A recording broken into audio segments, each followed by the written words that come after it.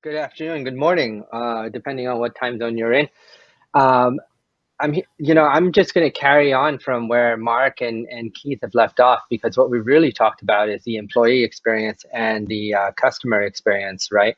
And this is exactly where we fit in when it comes to communication. The idea is to offload the employees load and work process so that it's part of the platform and then have those customer expectations met. And in the environment that we're in, this is post COVID, but digitization, which is what banks did in the past, which was, converting their business processes to from paper based to digital is kind of where they said, okay, yeah, we've got DocuSign, and getting people to do DocuSign now instead of coming into the branch and signing documents and things like that.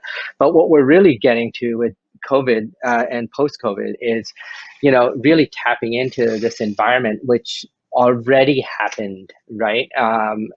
Pre COVID, right?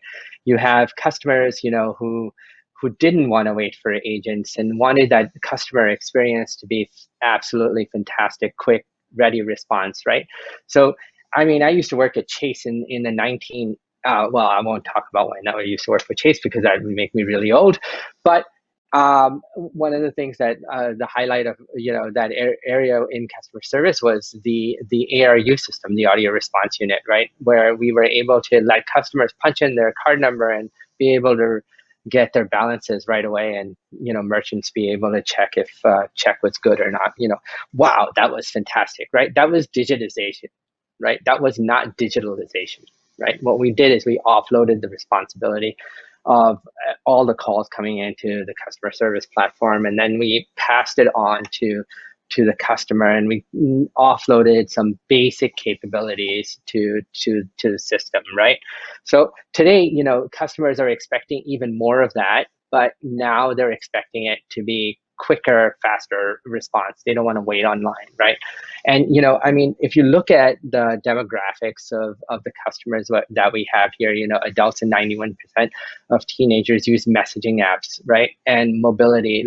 A couple of years ago, if you had said, you can deposit a check through your mobile phone, people would have said, are you kidding me? I'm not going to do that. I don't trust it, right? Now it's a matter of expectation. This is how it should work, right? It's not can we do this or do I trust it? No, this is what I want. I'm not going to leave my house. And specifically now with post-COVID environment, I don't really need to go into a branch or some facility to do my trades or to deposit my checks and things like that. So the expectations are much, much higher for digitization of processes rather than digitalization. And the expectation of the customer is immediate service. So when you look at it, right, now we're not really doing a lot of the banking and the capabilities off of our computers only. We're now doing it, some through computers, some through on-prem, on site, through branches and things like that. But really, if you look at it, 37% of your transactions are online, right? And majority of those 37% are mobile, right? So you have to be ready for a mobile friendly platform. And, I'm going to come back to what Mark said. He said it's really about platform and integration of all of your services and breaking down. And I think Keith talked about fragmentation.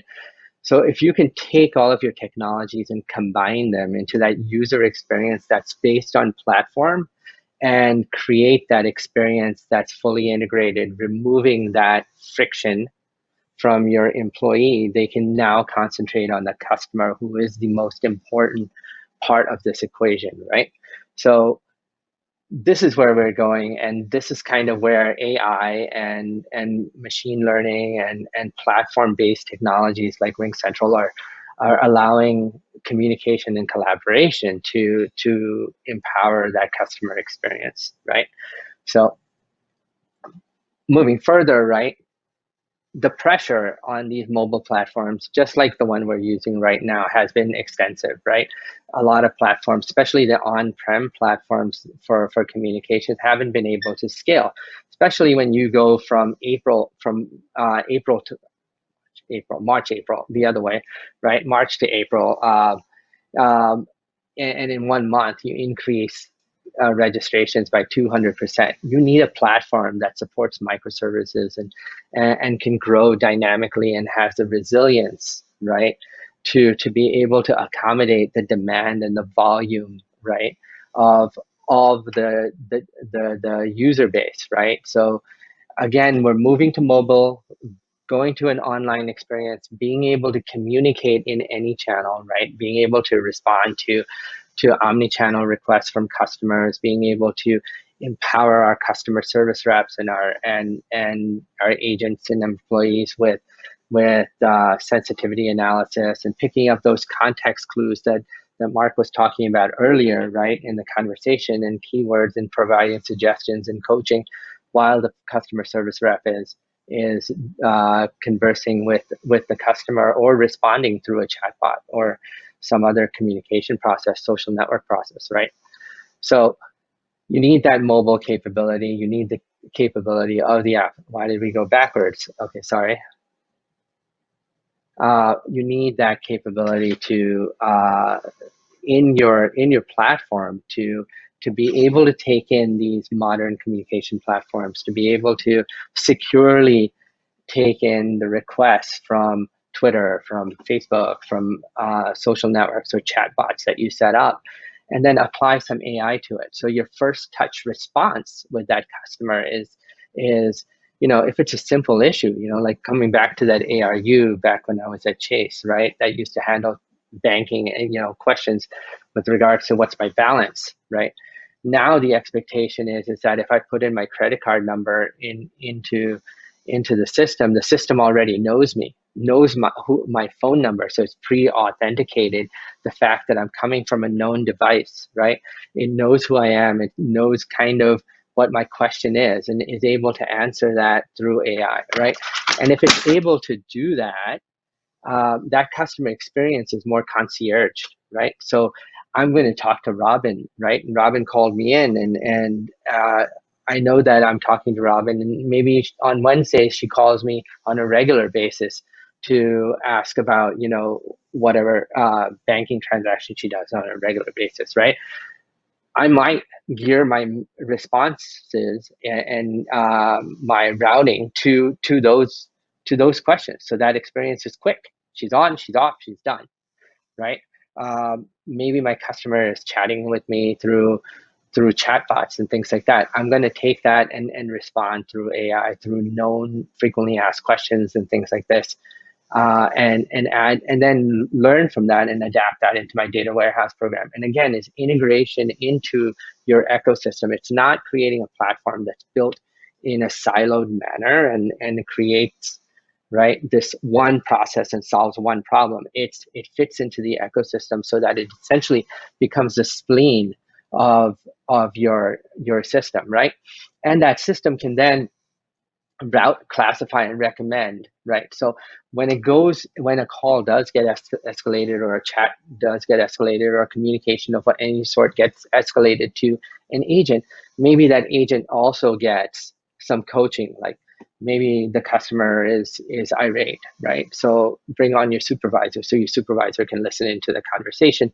And now you're creating this environment where the supervisor is coaching you through the process. And if it's just too out of control, you've now taken that moment and you've said, you know what, I can't solve your problem right now. Let me move you to my customer supervisor, and maybe they can help you. But I'm going to stay on the call, and I'm going to do a warm transfer to this, or I'm going to do a warm transfer from a chat to the to a person, right?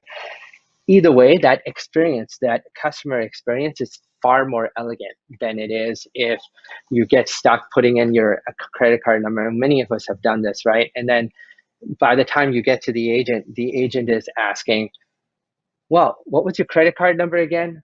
Can I just take a moment to authenticate you? That whole experience is now setting you off and setting triggers, right, to that customer, and that's not creating an awesome experience. What you want to do is now take the platform and integrate the platform so that that platform becomes really an extension of your agents and your system and your environment, right? So again, you need the intelligence. You apply AI where it's possible. Of course, AI is not going to solve all of the problems today. It's going to take a lot of learning and incorporating into your platform and incorporating into maybe your data warehouse and maybe into some big data analytics, and then learning and then applying some of that machine learning and then reapplying some quality assurance around that, and then feeding that back into the system so that the system is continuously improving and getting better, right?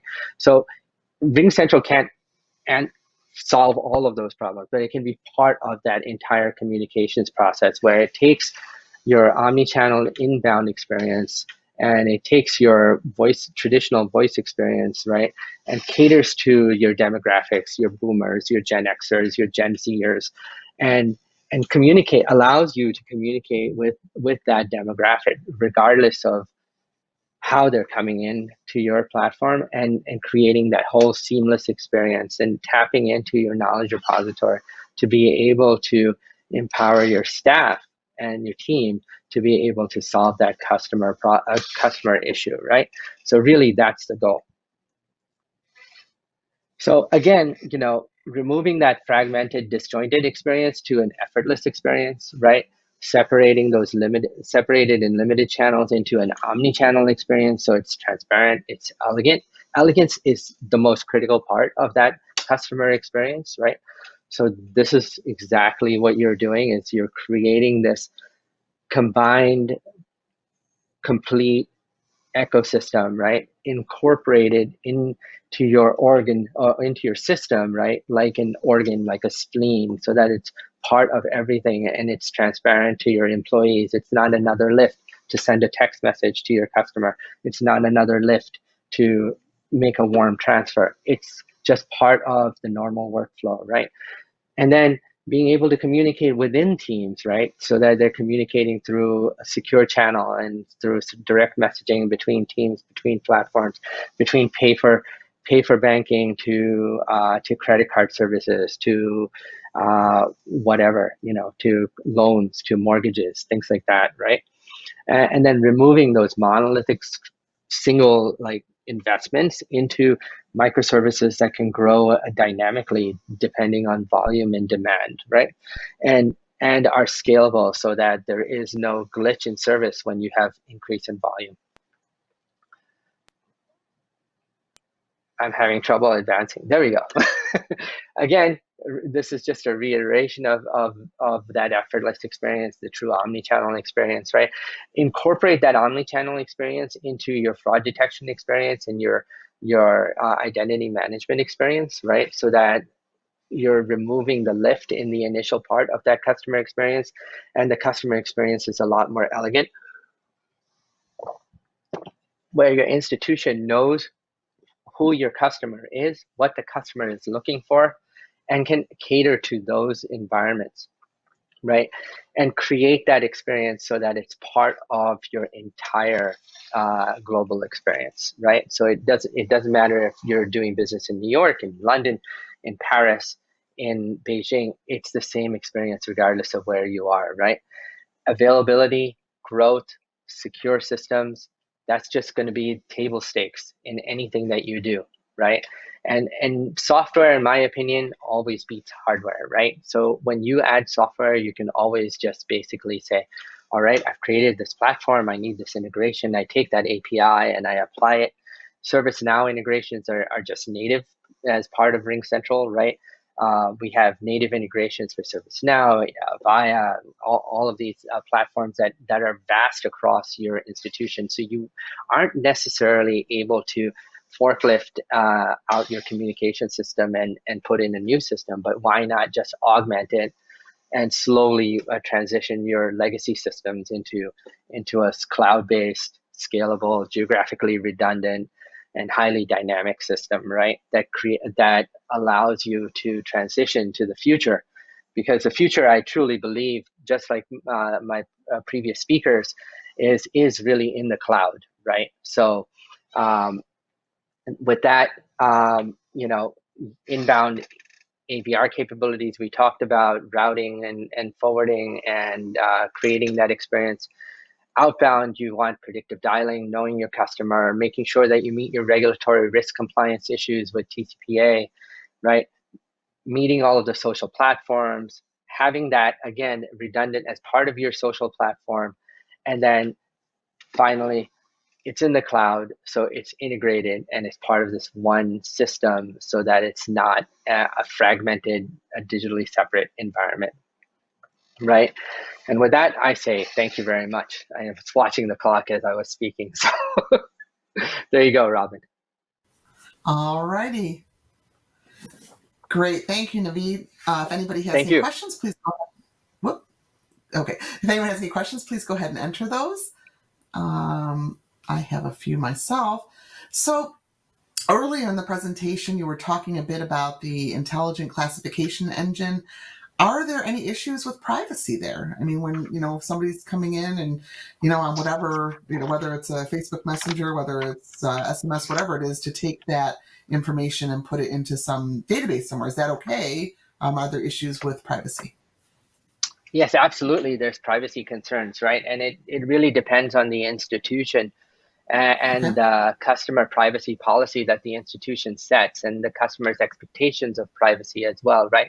But then there are also regulatory requirements like GDPR and Yeah. limited data, use once data and then dispose of capabilities that you need to incorporate into the solution. Doesn't matter if the technology can do it, right?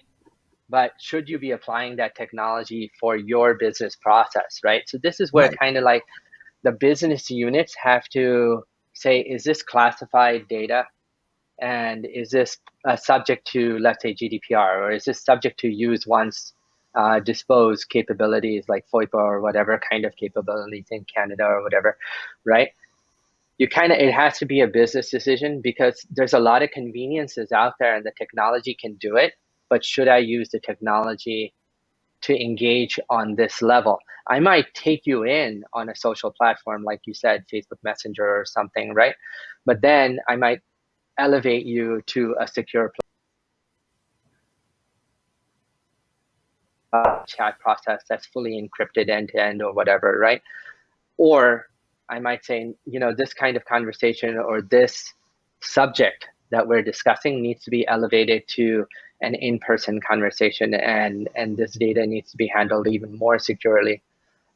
So again, those levels and those security compliances need to be set by the institution and the compliance direction of that business unit, right? Okay. Yep. And you talked about the next wave of customer engagement. How far would you say most customers are, into that journey of going into the next wave, effortless experience and omnichannel, microservices, et cetera? Where are we as a, sort of an industry, I guess? I don't know. How far are companies I, along that path? Honestly, I think it's generational. And, the Gen Xers, and that's the generation that I come from, right? Mm-hmm. We're not digital natives. We're digital immigrants, right? Digital immigrants, we're kind of like the missing link, in human history, right? We connect the analog generation with the digital generation, and Yeah. we also love taking interest into Fortnite and things like this and playing with our kids who are digital Z, right? Gen Zers, right? I think as we become more comfortable and as the Gen Zers become more comfortable with using these mobile technologies and the expectations of immediate service and with AI and robotics um, responding for more immediate needs rather than actually having this conversation that you and I are having, Robin, what's going to happen is that the expectation is that I'm going to get an immediate response when I submit a question, and that response is going to be accurate and it's going to have been filtered and validated and thought processes, and been QA'd before it actually gets served up to me, right? And it's going to be accurate 99% of the time, or some kind of SLA will be developed, right? Because now we're going to have to develop Yeah. SLAs on knowledge as well, right? Right. Right now I think we're kind of very nascent in our approach to AI and response to our customers. But in a very short period of time, in the next 3 to 5 years, I imagine that SLAs are going to be attached to accuracy of knowledge.